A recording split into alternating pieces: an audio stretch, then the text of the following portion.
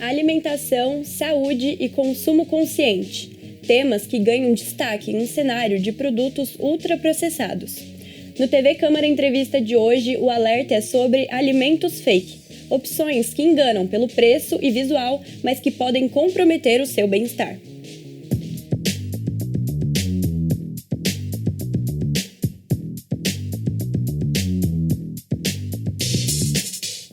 E quem nos acompanha nesta discussão é a nutricionista Natália Bonadio.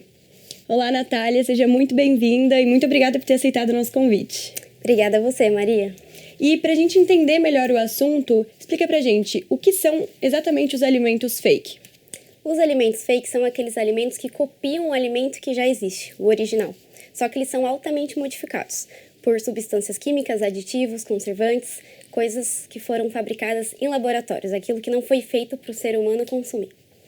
E como que esses produtos eles se diferem dos alimentos naturais próprios para consumo? Eles são totalmente o oposto dos alimentos naturais. Então, dentro da composição de um alimento ultraprocessado, não tem nenhum ingrediente natural, somente ingredientes industrializados.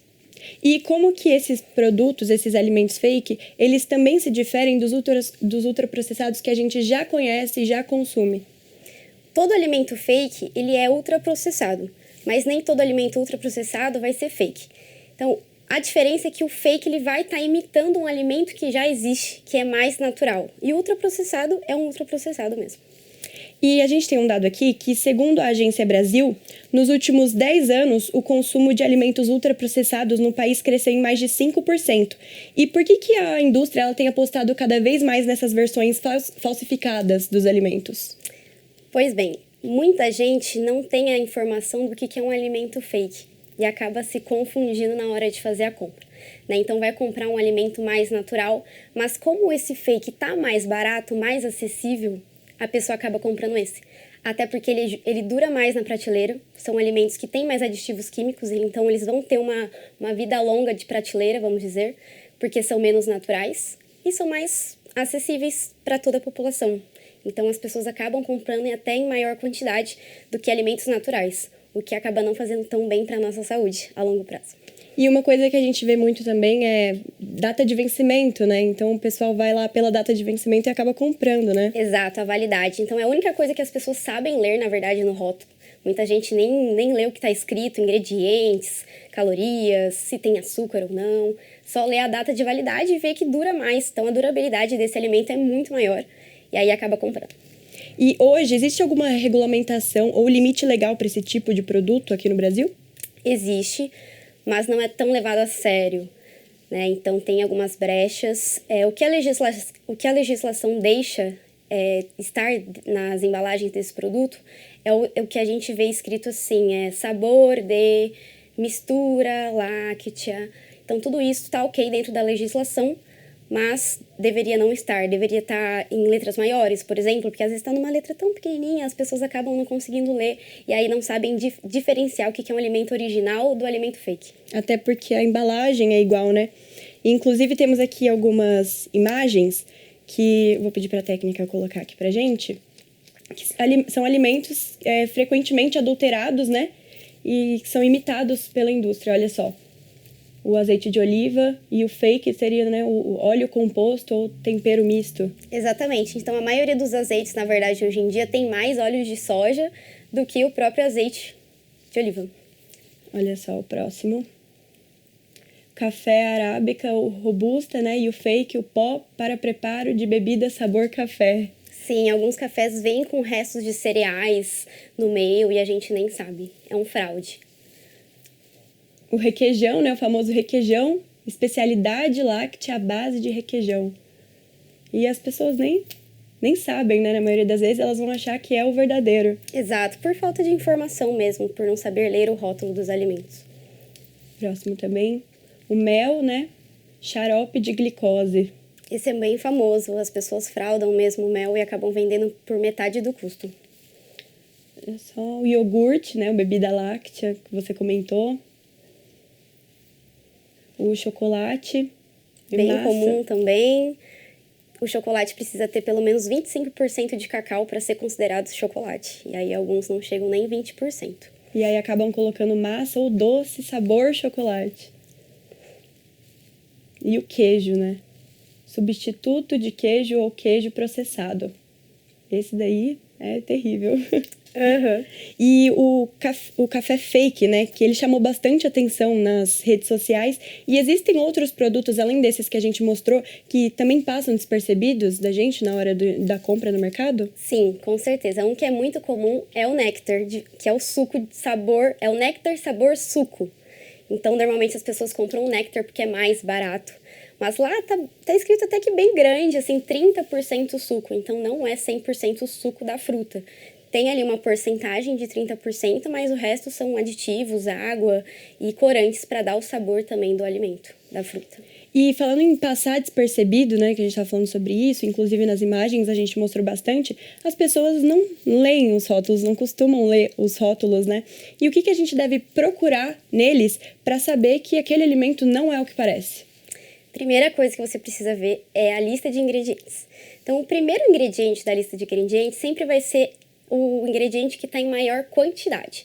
Então, se o primeiro ingrediente daquele produto for, por exemplo, xarope, açúcar, amido ou gordura vegetal, por exemplo, já sabe que não é um alimento tão saudável, né? Então, se a gente vai comprar um iogurte e o primeiro ingrediente não é leite, suspeito, né? Outra coisa que a gente tem que observar é o tamanho da lista de ingredientes. Então, se for uma lista de ingredientes muito grande e com muitos nomes químicos que você não faz ideia do que é, cuidado, é muito processado. E o consumidor médio, ele consegue perceber que ele está ingerindo, ele está comprando um alimento fake? É fácil essa percepção? Não é fácil essa percepção porque é muito parecido com o original e às vezes até mais gostoso. É um alimento mais palatável que a gente fala, por ter esses conservantes que acabam deixando mais gostoso o alimento, né? Então, quem não tem essa educação alimentar no dia a dia, acaba não percebendo. E tem alguns exemplos desses corantes ou de ingredientes para a gente ficar atento? Tem vários, na verdade, diversos. Vou falar dos edulcorantes, que são os adoçantes. Nós temos alguns adoçantes que são mais naturais, o stevia, por exemplo, mas tem outros que são mais artificiais, que é o sucralose, sacarina, estão bem presentes nos iogurtes, por exemplo. E tem os espessantes, mas eu não vou me lembrar de cabeça. Vários corantes, tem ácido ascórbico, ácido cítrico, emulsificantes, então são diversos aditivos mesmo. Então, se a gente for pegar um alimento ultraprocessado e ver todos os nomes, assim, são nomes enormes. Então, muita gente acaba nem lendo porque não sabe o que é. Mas tudo isso não foi feito para o ser humano consumir, e sim para aquele alimento durar mais na prateleira. E por que acaba indo para o mercado mesmo sem ser para o ser humano consumir?